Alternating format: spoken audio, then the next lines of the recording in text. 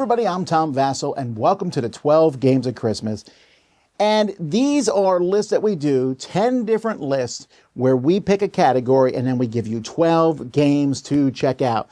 Games that we hope are in print right now. We've tried our best to find ones that you can get right now, and games that you can put on a list for other people to get for you or for you to buy for other folks who you know love games. We want to say thank you to our sponsors, to Days of Wonder, Liberlude, and Repos Productions, who make some amazing games. You don't know where to buy a game? They're great companies that you should buy games from. Now, today's list specifically is an odd one for many people, and that's solo games. But this is a category of gaming that is growing more and more. More and more games have a strong solo section in them, a part of the game where it's really fun to play by yourself. Maybe you don't have gaming opponents, or maybe you just want to play like a puzzle game, and you don't want to play video games, but you want to actually tactically move pieces around. Well, these are games for you. So here we go. Let's jump into 12 great solo games. First up, we're going to take a look at a modern classic. This is Arkham Horror, the card game.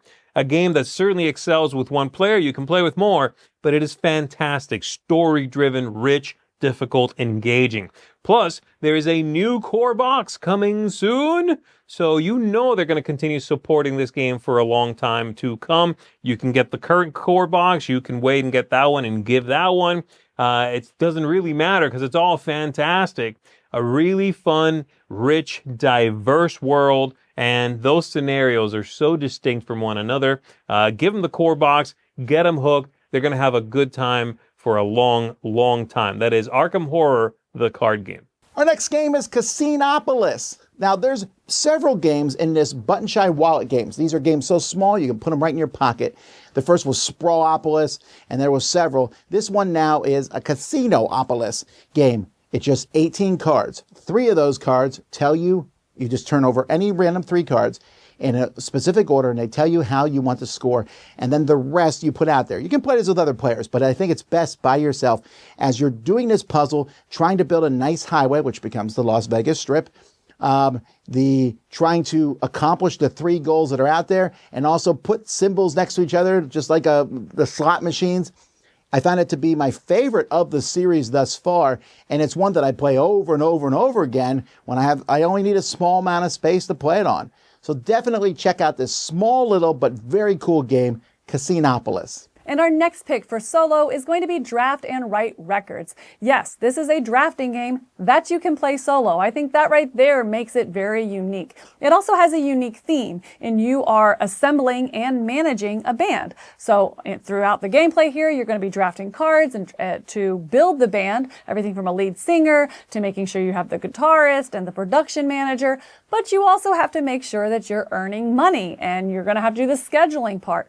All of these things are going to combo together. So perhaps you draft a band member who then is going to give you a bonus because of their synergy with somebody else. You get a harmony, and then once they're harmonizing, you're going to get some extra money, and then you get to use that money to take them on tour. So that's really what you're looking for as you're drafting these cards, is those combo great turns. And man, does it sing and feel good. So if that sounds like something that you think your solo player would like, maybe being able to play a drafting game on their own and managing a band with a really great production, be sure to check out Draft and Write Records. Do you have any horror movie fans on your list? Do they like to play solo games? There's one fantastic choice for them, and that is Final Girl. Final Girl is a solo game where you are going to be choosing a final girl that you're playing as, the kind of the main protagonist in those slasher movies that you're so familiar with from the 80s, 90s, and even current day. And you're going to be choosing a killer that you're going to be facing off against and a location. This is all done in a modular type of way where you can pick and choose the killer and the final girls. There's a whole number of different elements for those. There's different killers, different locations, different final girls. And the idea is that you are playing cards to allow you to survive, to not let the killer get its goal, which is to either kill all the survivors or to kill you. And so you're doing that again through a really clever card play system. But this is such a thematic feeling game where you really get in this mindset of how is this killer going to be approaching me? How do I best thwart what they can do? And how do I use my abilities to my advantage? Just an incredibly thematic, really good horror-themed game. That is Final Girl. Okay, so here's a game that's solo. It's solo or 2 players. I play it both, but I love this solo. This is Isofarian Guard. Isofarian Guard is a huge box. It is a big box, but this is a gorgeous components, gorgeous everything inside it. Like, it's got those little chips, kind of makes a bag pulling thing out of the battle. This is probably one of my favorite battle mechanics of any of these kind of dungeon crawl or adventure style games, because you are building your bag to prepare for battle. And on top of that, the whole campaign that you can go through here, it's got a foreteller app that instead of reading it, you use the foreteller app, and it's so immersive. It gives me like Oathsworn vibes as far as the way everything's read to you and the way you're going through this story with different branching paths on this. But again, it goes to that battle that doesn't slow things down. You look forward to each part of this game, right? You look forward to going through the wilderness and finding out the next part of the story, and that bag building as far as pulling those chips out and seeing if you can win. Or you can also skip certain battles by getting rid of action points, but then you also know you're going to start lower when you go into your next confrontation. There's a lot of mitigation, a lot of choices in this. This game is incredible. There's going to be a new expansion come out for this later, but this is one to definitely check out and don't sleep on. This is Isofarian Guard, and it's one of the only kind of dungeon crawls I've kept that I'm going to go through it solo, or I think Tom and I are going to go through it later as well, because it plays good at solo or 2, which is great for a game that if no one's around, you play it solo. If someone is, you play it at 2. This looks good. Components are great. Artwork's great. Foreteller app is great. This game is great. It's Isofarian Guard. Legacy of You is a game where you are going to be doing a lot of damage mitigation. You're going to be facing dangers and struggles and challenges, and you are really just trying to do the best that you can to mitigate all of those, utilize your resources as best you can so that you can move on to the next chapter in the storyline where new cards are going to be added, cards are going to be removed. I don't want to get into spoilers, but there's a real interesting progression that happens throughout the game. The resource management is especially compelling in this game. And again, you really have to be thinking about the different ways that you can lose, because like in a lot of cooperative or solo games, there's one way to win, multiple ways to lose. And Legacy of You handles this in a really, really novel way. What I also really like about it is that the game is completely resettable. And so if you do play through it, you want to come back and try it again, you can reset the game and go at it again. Really, really fantastic solo game. That's Legacy of You. Now here's a funky one. This is Lorcana, Illumineer's Quest. This comes in 2 flavors. You can get either one. One has Ursula as the big bad, and the other one has Jafar as the big bad. And this is going to take your Lorcana cards and allow you to play solitaire. You can even play, together with somebody else cooperatively, but you can play solo. If you have Lorcana cards, you got into the game a little bit, but you don't have any opponents, or your friend now doesn't have any opponents, well, this is a good way to inject some life back into your decks of Lorcana. You are going to go up against one of these villains. Their deck runs itself. They're going to give you some challenge. You can tune the difficulty of what it is you are attempting to do. And the whole thing just feels fun to be able to shuffle up and play again. That is Lorcana, Illumineer's Quest. Either one is going to work out great. Next up is Onoda. This is a solo game from Salt and Pepper Games, who has made several tremendous solo games, and this one falls in line in terms of the production, the aesthetic, the research that went into this game about Hiro Onoda, a Japanese soldier stationed in the Lubang Islands in the Philippines during World War II, who was not alerted about the end of World War II. And so he continued to do his guerrilla tactical warfare for decades after the end of the war. This game puts you in that position, but it treats the theme respectfully as you're trying to accomplish these missions, not knowing that the war is over. It has a lot of luck to it as you're using a bag pull check system, but also it's very driven by that theme, by the experiences that him and his other cohorts had as his cohorts die off, and he has to try to struggle to survive both physically and mentally. If you want a game that has great theming behind it, if you like that type of solo experience over puzzle, then you might want to check out Onoda.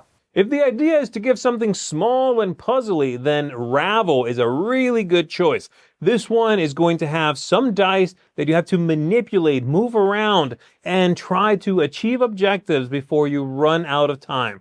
This is really puzzly. It does a lot with very little, and it is one that I find kind of fascinating, trying to get the right faces at the right time, there's such pressure and so many interesting sort of ways that things could go.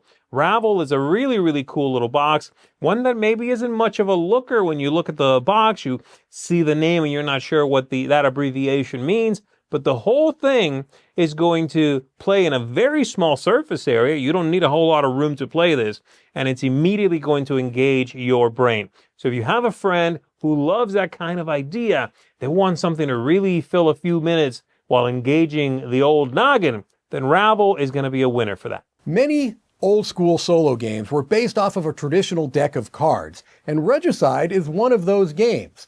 Regicide is a game that can be played with a traditional deck of cards, and it actually started off as a print and play style game, but now they have this really nice production with beautiful artwork and some more kind of thematic ties to what you're doing. The idea in the game is that you're going to be playing the number cards of the different suits, and you're trying to defeat the face cards, the jacks, the queens, the kings.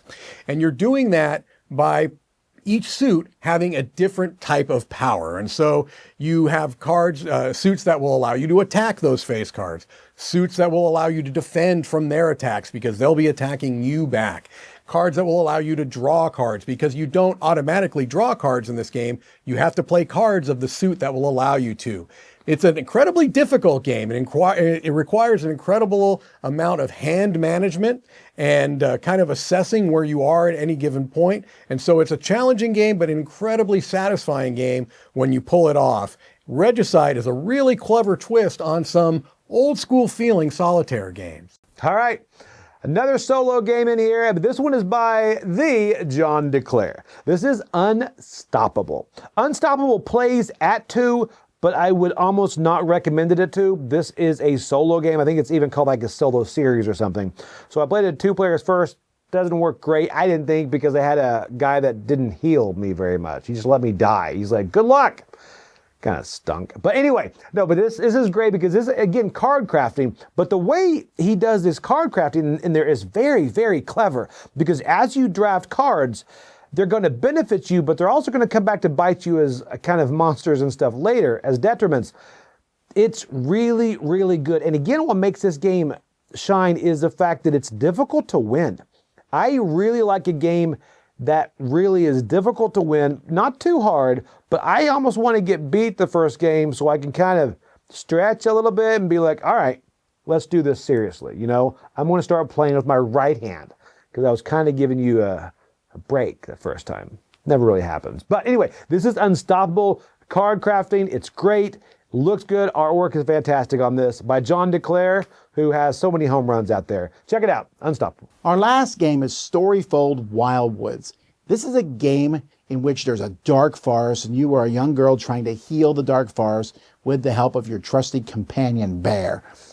This is a book. It's called Storyfold, and you're going to open the book and play through these books. You have a deck of cards, and there are very specific actions that you're going to take. There's cards underneath. It's one of my favorite mechanisms where you'll take a card, do that action, then a card moves to the end and becomes less useful, and you have to do other actions to move it up.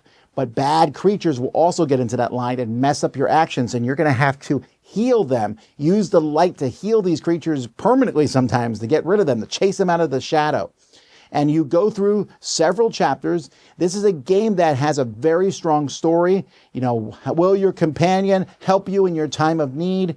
What decisions will you make? What's the right decision at what time? With a little bit of dice rolling and some luck thrown into it. I find it to be very thematic, a very kind of neat feeling. If you like small indie video games, this has kind of that sort of feel in a board game. So it's definitely one worth checking out, Storyfold.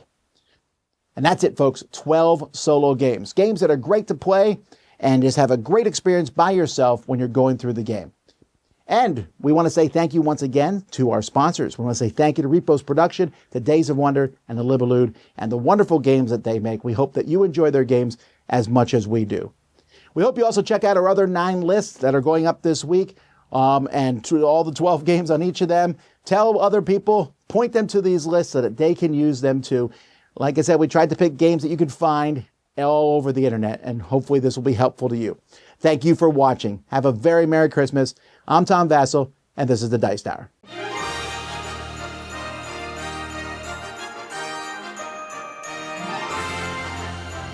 Hey folks, I'm Tom Vassell. Thanks for watching this video. Check out our channel. We have a lot of videos on our channel. We have live videos that go up each week, from live Q&As to videos where we take a look at the newest stuff on Kickstarter, crowd surfing, to top 10 lists and more.